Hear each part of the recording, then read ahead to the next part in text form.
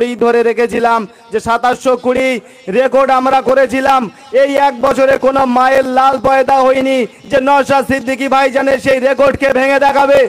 তাই নিজেই উদ্যোগ নিল যে রোহিত শর্মার মতো আমি নিজের রেকর্ড নিজেই ভেঙে দেখাবো।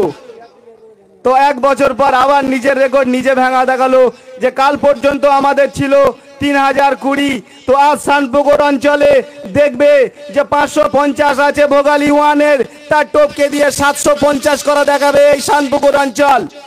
আমি প্রথমেই বলেছিলাম যে 6 লাইনে টেলার চলছে, পিকচার তো শানপুকুরে দেখানো হবে, খন্নের পোলে পিকচার দেখানো হবে।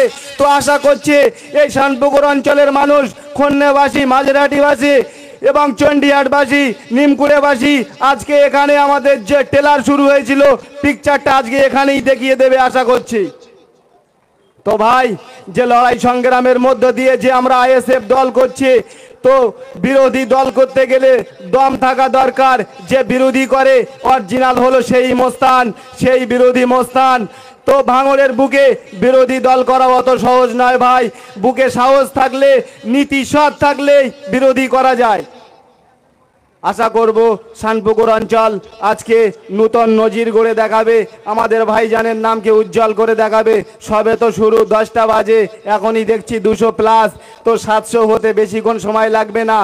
একটা জিনিস আমরা গর্ব করে বলি যে অন্য দলেরা যখন রক্ত ডোনেশন ক্যাম্প করে তাদের বাড়ির থেকে গিয়ে ধরে আনতে হয়, আমাদের এখানে দেখছি আমাদের ভাইয়েরা, মায়েরা, বোনেরা এক হাতে স্টিকার লাগানো আছে আর এক হাতে স্টিকার লাগানোর জন্য প্রস্তুত আছে। ডাক্তার মহাশয়দেরকে বলছে আমার একটা রক্ত দিয়ে পোষাচ্ছে না, ডাক্তার মশাই আর একটা রক্ত নেন। যখন ডাক্তাররা মানা করছে তখন আমাদের ছেলেদের কাছে এসে জানাচ্ছে ভাই আমার একটা রক্ত দিয়ে পোষাচ্ছে না, আমাকে আরেকবার রক্ত দেওয়ার সুযোগ করে দেন। এরই নাম আইএসএফ, এরই নাম নওশাদ সিদ্দিকী ভাইজানের গতি। ঠিক বলেছি না ভুল বলেছি? আমি প্রথম থেকে বলি এরা জাতে মুখ্যু, অঙ্কে কাঁচা। প্রত্যেক রক্ত ডোনেশনের ক্যাম্পের বলে 75টা হয়েছে, 15টা হয়েছে, 70 হয়েছে। ওই জন্য বলি এখনো সময় আছে। নওশাদ সিদ্দিকী ভাইজান নামে একজন টিচার আছে, তাদের আমার কাছে টিশ আনলে চেক কয়ের পাশে কত লাগালে কত হয়, 400 হচ্ছে কি 500 হচ্ছে, তোরা শূন্যটা ভুলে যাচ্ছ। তোমরা 400কে 40 বানাচ্ছ।